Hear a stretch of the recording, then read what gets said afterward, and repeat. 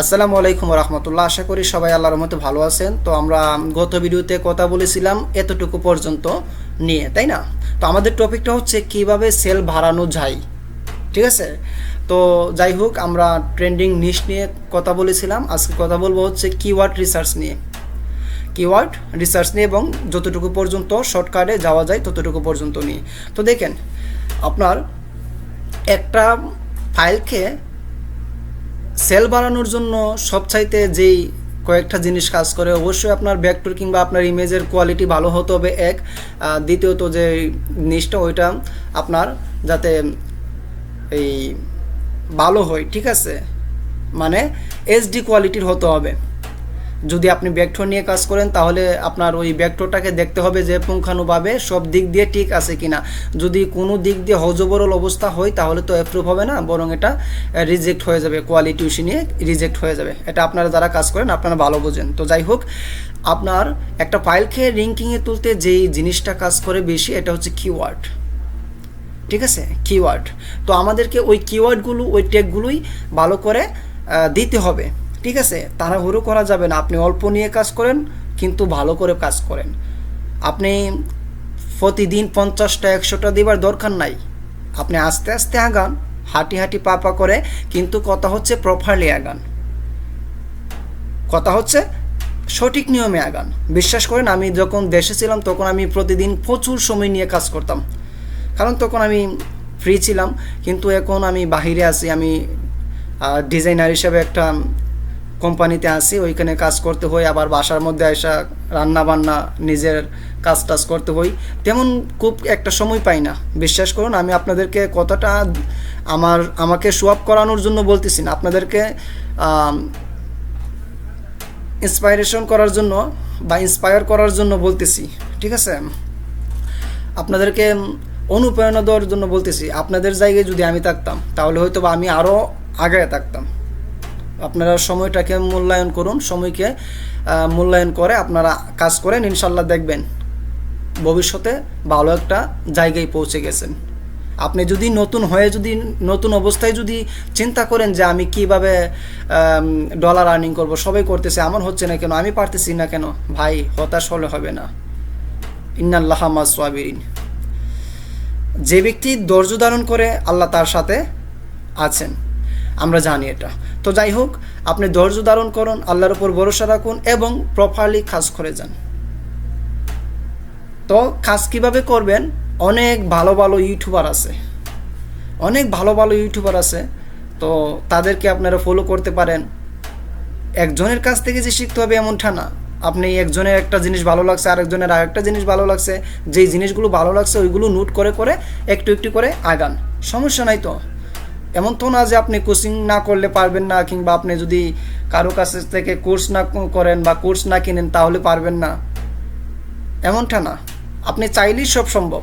তো যাই হোক, আপনি কি করবেন, কিওয়ার্ড দিবেন, ঠিক আছে? মিনিমাম কয়টা দিবেন, 25 থেকে 49টা স্ট্রং কিওয়ার্ড দিবেন, ঠিক আছে?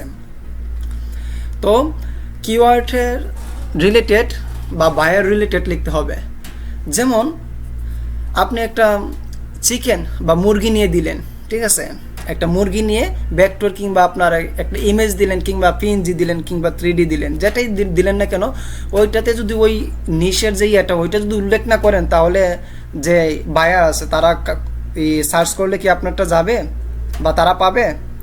সম্ভব না। কারণ কি, আপনার কিওয়ার্ড স্ট্রং না, আপনার যেই রিলেটেড জিনিসটা দিচ্ছেন ওই রিলেটেড এখানে কিওয়ার্ড নাই। এই জন্য কিওয়ার্ড বাছাই করবেন খুব সতর্কভাবে, ঠিক আছে? কিওয়ার্ড ভালো করে বাছাই করে দিবেন, একটু সময় যাক না ভাই। এই যে দেখেন এখানে কি লেখা আছে, টাইটেল, ডিসক্রিপশন এবং কিওয়ার্ড মিল থাকতে হবে। আপনি যে টাইটেলটা দিচ্ছেন আপনার ওই কিওয়ার্ডটা টাইটেল অনুযায়ী হতে হবে, ঠিক আছে? আপনি একটা গরু দিলেন কিন্তু ওইখানে দিয়ে দিলেন যে মহিষ আছে কিংবা এই খাসি আছে, ওই রিলেটেড কিওয়ার্ড, তাহলে তো হবে না। আপনার ওই যে টাইটেলটা আছে টাইটেল অনুযায়ী আপনাকে কিওয়ার্ড দিতে হবে। আশা করি বোঝাতে পারছি বা বুঝতে পারছেন। তো দেখেন তারপর কি আছে, হাই কোয়ালিটি পিএনজি বা ভেক্টর বানান। ওই যে কথা বললাম আগে যে আপনার কোয়ালিটি মেনটেন করে চলতে হবে। এখন অনেকেই বলে, ভাই আমি যদি বেশি ফাইল বাড়াই তাহলে কি আমার বেশি ফাইল সেল হবে, বা সেল হওয়ার সম্ভাবনা কতটুকু? আমি তাদেরকে যে কথাটা বলি, আমি আহামরি কেউ না, তবে আমি যতটুকু পর্যন্ত আগাতে পারছি বা যতটুকু পর্যন্ত আগাচ্ছি আলহামদুলিল্লাহ আমার নিজের অভিজ্ঞতা থেকে বলি, ভাই ফাইল ফ্যাক্টর না। ফাইল অবশ্যই বাড়াবেন, কিন্তু হজবরল অবস্থায় যদি বাড়ান তাহলে তো হবে না। ডেট মিন্স হজবরল অবস্থা মানে আপনি যদি একটা জিনিস দেন ওইটার কোয়ালিটি নাই, ওইটার আপনার দেখতে ভালো না, আপনার ওইটাতে ভুল রয়েছে, তাহলে তো আপনারটা ফাইল অ্যাকসেপ্টই করবে না, ওরা অ্যাকসেপ্টই করবে না, আপনারটাকে কোয়ালিটি ইস্যু ধরে কী করে দেবে, রিজেক্ট করে দেবে। আর সিমিলার কিন্তু আপনারা সিমিলার থেকে একটু বেঁচে কাজ করবেন, ঠিক আছে? তো সিমিলার থেকে কিভাবে বাঁচবেন ওইটাও ইনশাল্লাহ বলবো। তো যাই হোক, কি বললাম, হাই কোয়ালিটি মেনটেন করবেন, হোক সেটা পিএনজি, হোক সেটা ইমেজ, হোক সেটা ইলাস্ট্রেশন, হোক সেটা ভেক্টর কিংবা সিলুইটি, যেটাই বানান না কেন আপনাকে কোয়ালিটি মেনটেন করতে হবে। ওকে, এখন আপনারা এডিটেবল যে দেখেন ভেক্টর AIEPS বায়ার সহজে কাস্টমাইজ করতে পারবে। আচ্ছা হ্যাঁ, আমরা যারা দেই ভেক্টর দেই তারা কি দেই, বেশিরভাগ আমি দেই হচ্ছে ইপিএস দিই, ঠিক আছে? আপনি ইপিএস দিতে পারেন, AI দিতে পারেন, যাতে করে বায়ার যে কিনবে টাকা দিয়ে সেজন্য কাস্টমাইজ করতে পারে এবং তার ইয়েতে ব্যবহার করতে পারে, ঠিক আছে? তো যাই হোক, তো এখানে যেই জিনিসটা বুঝালাম, আপনারা অবশ্যই হাই কোয়ালিটি মেনটেন করে কাজ করবেন। ভাই ফাইল অবশ্যই অনেক কিছু, কিন্তু আবার ফাইল কিছুই না। আপনি যদি ফাইল ভালো কিছু করে মেনটেন করে সব কিছু মেনটেন করে আপনি বানাতে পারেন, তাহলে আপনি অনেক দূর আগাতে পারবেন।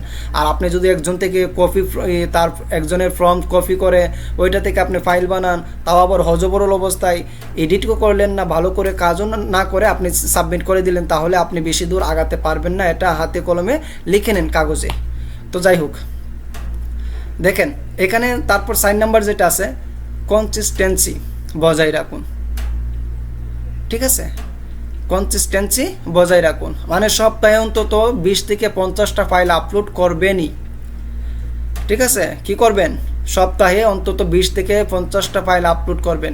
মানে আপনি যে অ্যাক্টিভ আছেন ওইটা অ্যাডোবি স্টকে কিংবা শাটা স্টকে কিংবা মাইক্রোস্টকে যেই সেক্টরে কাজ করেন না কেন, ওইটাকে বোঝাতে হবে যে আপনি অ্যাক্টিভ আছেন। আপনি সবসময় আপনি কি করেন, কম হোক বেশি হোক, আপনি রেগুলার উইকলি ফাইল আপলোড দিতেছেন কিংবা সাবমিট করতেছেন। ওকে, দেখেন তারপর কি আছে, পোর্টফোলিও বড় হলে ভিজিবিলিটি অনেক বেড়ে যায়।